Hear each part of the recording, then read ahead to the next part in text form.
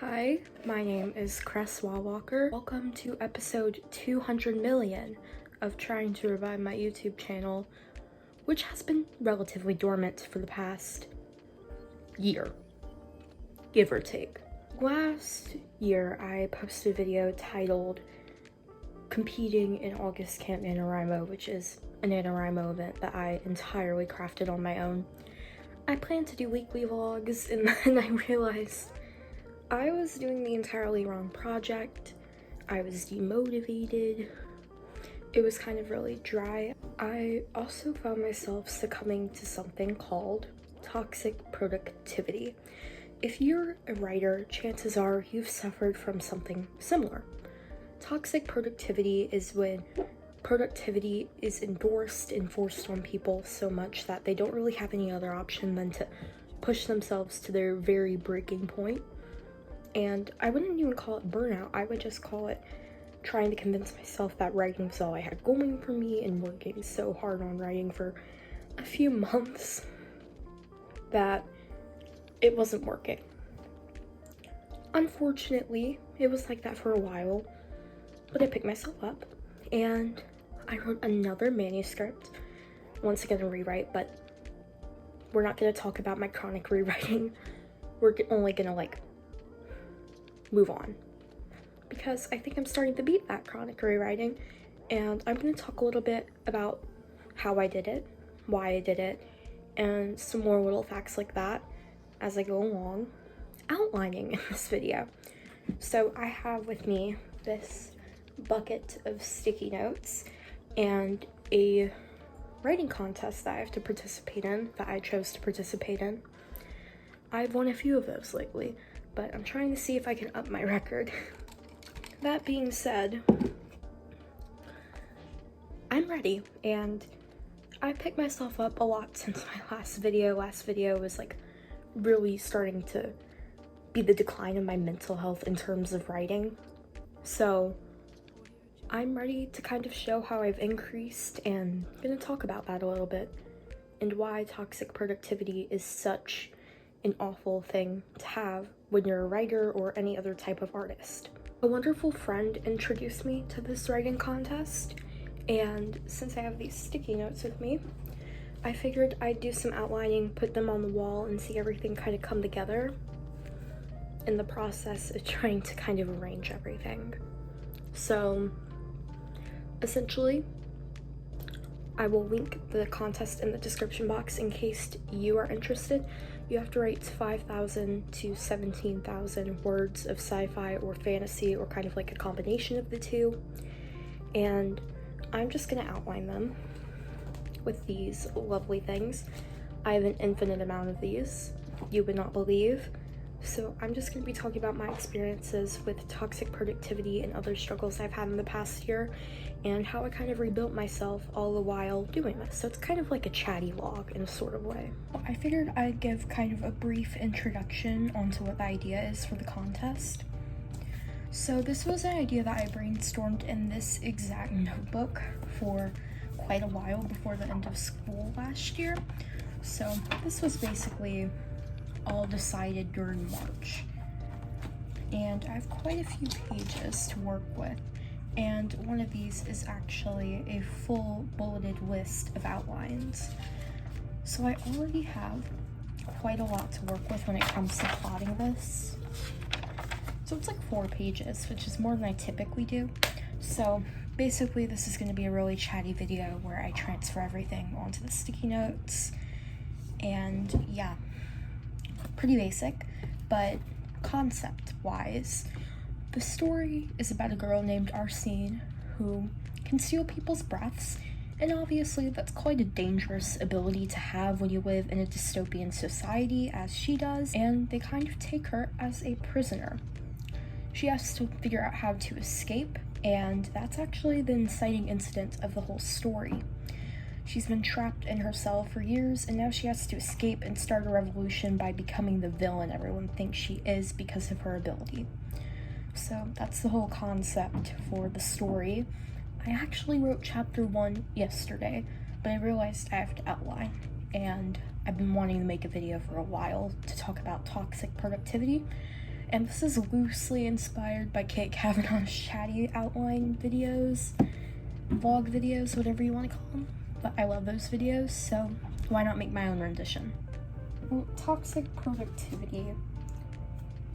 Let's admit it, it's not fun.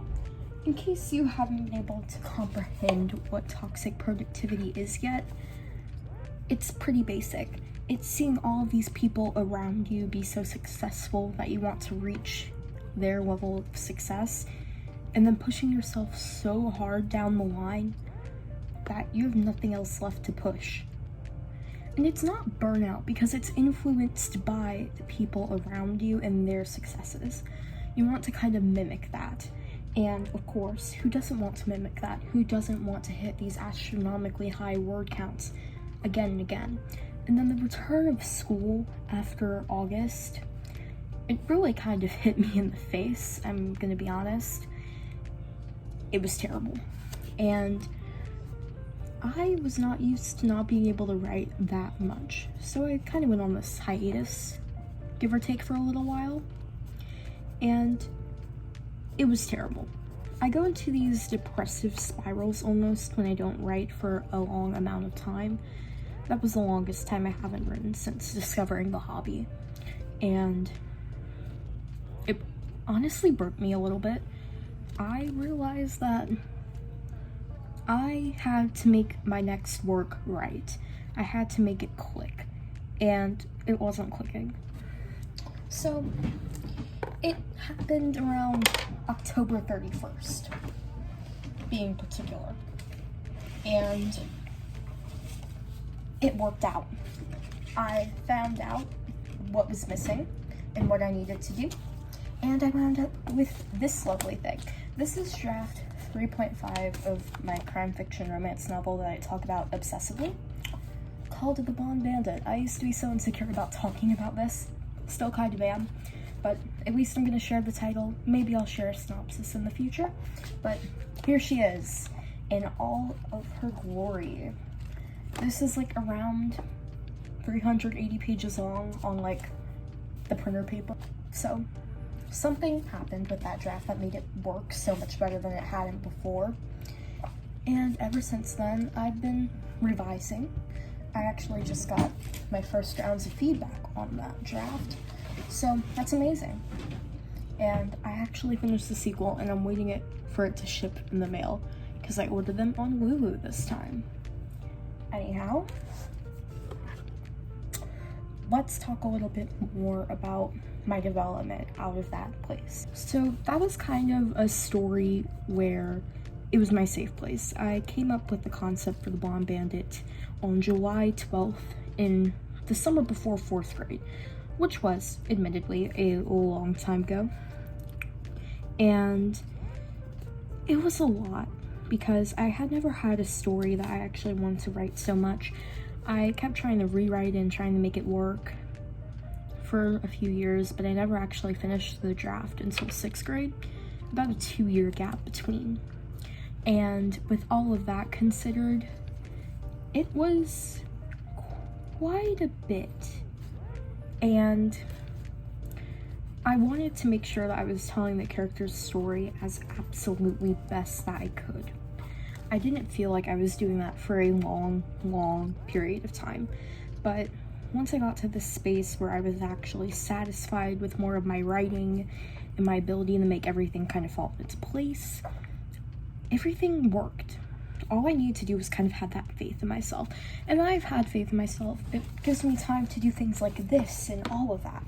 So honestly, being a writer, the most important thing about writing, it's the faith. This is the toxic productivity jingle. Nobody likes it. It's like pressure on your chest. It's terrible, and who wants to endure it? But in the end, it all gets better, I guess. This isn't funny. Why am I doing this? So I actually really wanted this story to be a corruption arc, which I'm really glad that I had that idea that I could spare. And I have a lot of other stories featuring villainous protagonists, but we don't really see the journey.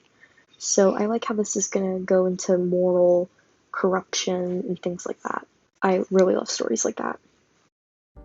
So for a little while, I was worried that this wasn't gonna work out, but it did, surprisingly, and I'm satisfied.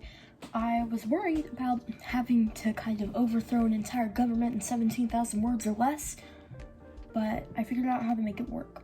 And the ending might be a little bit tragic, but it works, and I'm very satisfied with it overall.